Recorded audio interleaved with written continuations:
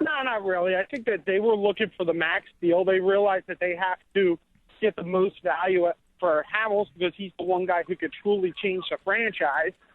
And I think that's a good reason why he's here. I think the price tag probably, as long as Hamels remains healthy, and that's obviously a big risk, as they found out with Cliff Lee, the price tag for Hamels will be higher than anybody else come the trade deadline.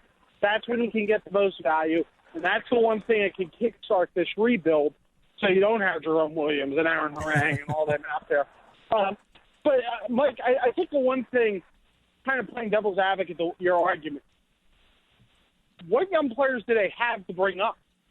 I think that's why you're in this spot, because the minor league system is so lacking of true top-flight talent that you could bring up here and nurture that, unless you're bringing the Eflins and the Nolas and all that up, I think every scout that I've talked to said they're probably up here in 2016, so why not let them get a little more seasoning and then bring them? Yeah, that's a great point, Kevin. They don't have a lot. I guess the few guys that they do have, the question would be, all right, would I rather see Aaron Nola get a ball every fifth day, or would I rather see Jerome Williams? I know the rules of baseball prevent those teams from making the decision that they might want to make. I mean, the question always is a guy getting better at the AAA level, or is he getting better with Major League coaching and getting to face Major League hitters every fifth day? But obviously they don't want to start these guys' clocks, so they start them in the minors because there's no reason to start their clocks. But wouldn't you rather see Aaron Nola than Jerome Williams? But I'm not sure it's about clock even, Mike. I think it's the fact that these guys maybe need a little more polish. And you do it a little bit out of the spotlight of pitching at the big league level. Look, if this was the Braves in the 90s and you knew Bobby Cox and Leo Mazzone were going to be here for infinity, yeah, you bring them up. But why bring these guys up and then have another coaching change in a year or two and have them have to deal with a whole new system? I'd rather see them stay at the minors for a year, get everything they have to worked on at a lesser level, and then come up when they're ready. But, if you bring him up and he gets rocked, okay, his confidence could be destroyed. We've seen a lot of prospects like this. Chris Benson is a guy I always mention. Was rushed up a little too quick, and his career was never the same. Obviously, there were some injuries, but his career was never the same because that confidence that built him was shattered by being up here too early. So, look, you can argue with a lot of things the Phillies are doing. I get it. But I think in this case, with the Nolas and the Eflins and the Liveleys and all that, let them get a year down there. Because, remember, a lot of these guys were single way last year in other organizations. So, I'm okay with them going to Reading, getting a year under the belt, and be ready for 2016. That's where they'll have to grow in. Kevin Cooney's talking some Phillies with us, as obviously the expectations are pretty low. And obviously, Kevin, how about the Miguel Alfredo Gonzalez situation? Has this been a failure? I know Ruben Amaro has not really suggested, but that's a lot of money for a guy that's not going to help you out.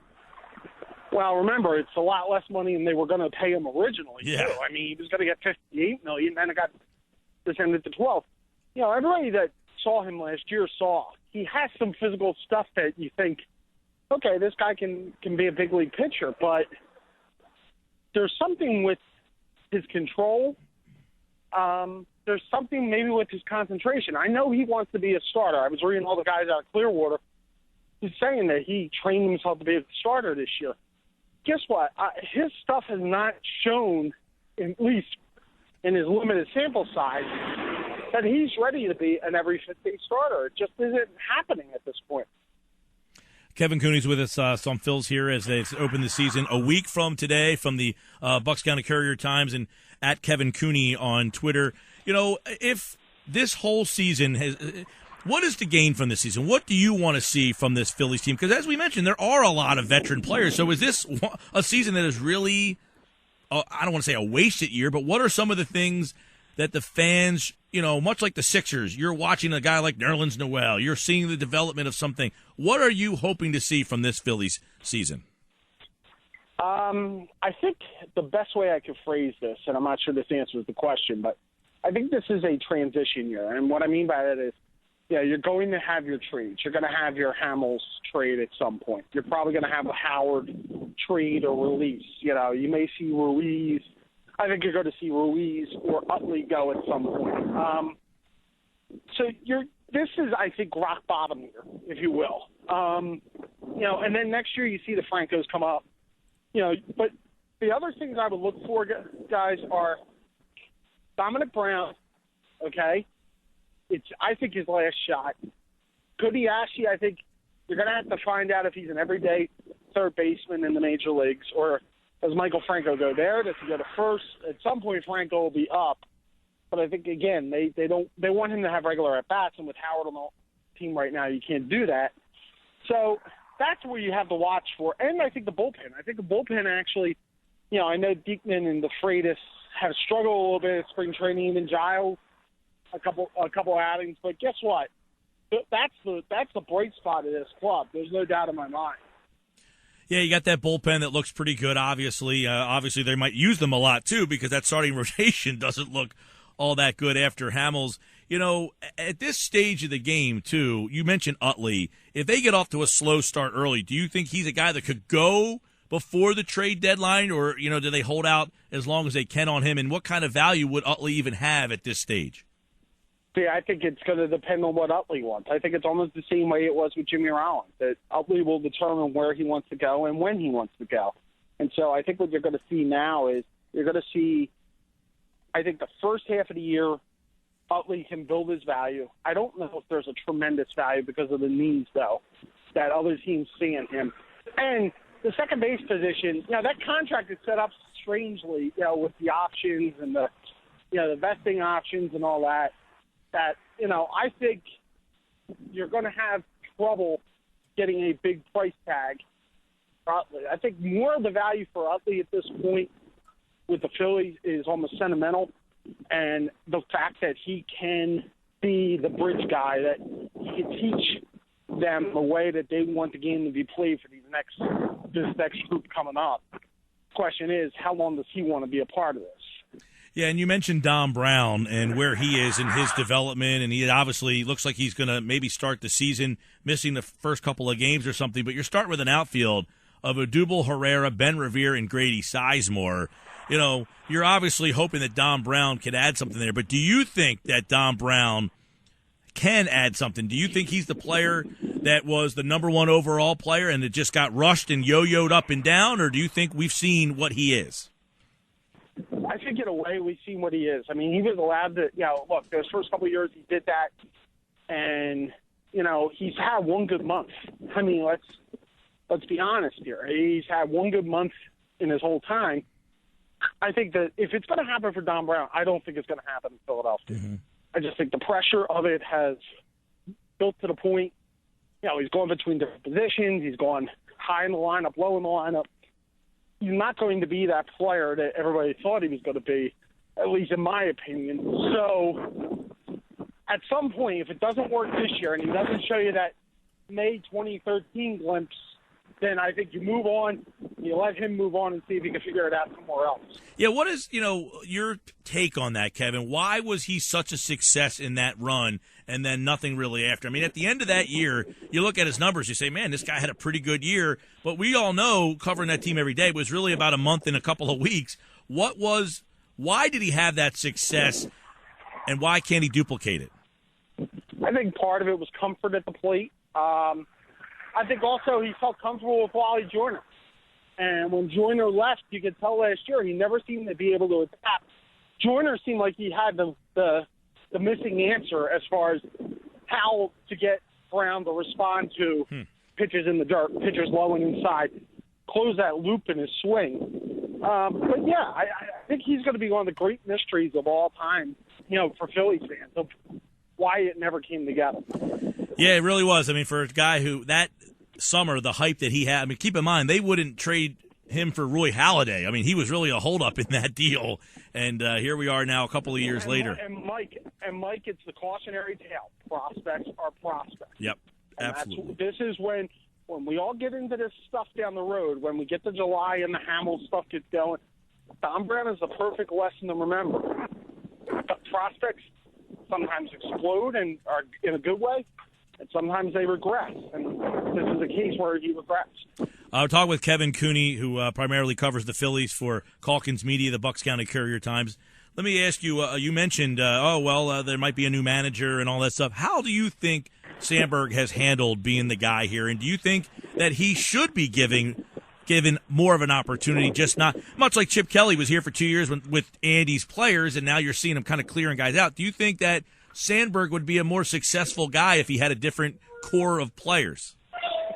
See, I think that part of it was he was put into a bad spot from the jump, having a veteran group pretty much that had been grown up under one system with Charlie. That being said, I don't think he handled the situations well. I mean, you look at the Rollins situation last year, you look at Ryan Howard's benching, and, it was strange. He never, I think I told this to you before, Mike, he never had an ally. I mean, he didn't have the young guys who were willing to go to bat for him because he was playing them in the lineup every day, and he didn't have the veterans because he kind of ticked them all off. So you were in that no man's land. Okay, now what I think you have to hope is that at some point they're going to let him have a younger lineup, and you see what he could do there because he was used to handling that when he was in the minor leagues. That being said, if Ruben Amaro somehow does not survive the year, I don't see where Ryan Sandberg has great job security either because a new GM is going to bring in his own guy. Mm-hmm. I mean, that seems to be the logical equation. And with Amaro in his final year, I think this year is the show Ryan Sandberg can manage in the big leagues, period. And it may not be in Philadelphia, but it may be somewhere down the road. Yeah, when they made the decision, did you think that – I was not a big fan, not of him particularly, but just for what you said was he was on that staff with Charlie, and it was kind of like you're the second guy, so you kind of lose that oomph. Even though you're a Hall of Fame player, it seemed that he just was not really the right pick, even with a guy with as much clout as he had. Well, and Charlie, everybody had this image of a laid-back Charlie Manuel. Charlie had a way of getting guys to perform, needling them in a gentle way that it seemed like he maximized everybody he had around. At least in the prime years. You can make the argument later on he didn't. But, at this point, Sandberg's personality is very laid back, but it's not like totally laid back. He's not a totally a player's guy. He's not totally a hard you-know-what kind of guy. So you're kind of in that no man's land, and it's tough to get a read on what he is at this point. Almost 18 months. Well, he's been in the job since August of 2013. Yeah, it's a really tough situation for him. And, yeah, obviously the first spring training last year he had that run-in with Rollins a little bit, which was kind of odd, and it never really seemed to go his way. And it doesn't seem like he's having some issues down there, but I don't know if he's really clicking with this team. Kevin Cooney, some Phillies here. And Mike, one more point on this. Remember, there's a reason why great players sometimes don't connect as great managers. Yep. Okay? And, it's their personality because stuff comes to them so easy. I think maybe we've seen a little bit of that with Sandberg. Absolutely. And moving forward here, Kevin, you mentioned about Amaro and obviously where his job is. Was the Sandberg hired? Do you think that was all him, or was he influenced? Did Gillick? Because Gillick seems like he's obviously having some more power in the front office here. Well, he's had more power since David Montgomery stepped down. Look, I think Ruben Amaro. Trying to think of the right words to say. Ruben Amaro was willing to make the change back then. And I think he knows that every GM gets one managerial change, kind of a freebie. And that was his freebie. And now, obviously, he's tied a little bit with Sandberg, too. I mean, I don't see a scenario where Ryan Sandberg can go and Ruben Amaro stays. That's just me. Right. Because at this point, obviously Ruben's on the hook this year on the last year of his contract. So, like I said, if there's a general manager change or manager change, it's probably going to affect the job status of the other. From what you know and heard, Kevin, will we see Cliff Lee pitch again? I would doubt it. I mean, just reading all the reports out of Clearwater from my colleagues who are at spring training, I think pretty much it's you can tell by his body language and everything that he knows. If he pitches again, it won't obviously be with the Phillies, but I think at this point you could just see that, he knows that this is probably the end of the road. All right, Kevin Cooney, everybody, as the Phillies open up a week from today. Calkins Media, Bucks County Courier-Times. He's at Kevin Cooney on Twitter. Always a pleasure, pal. Thanks so much. Thanks, Mike.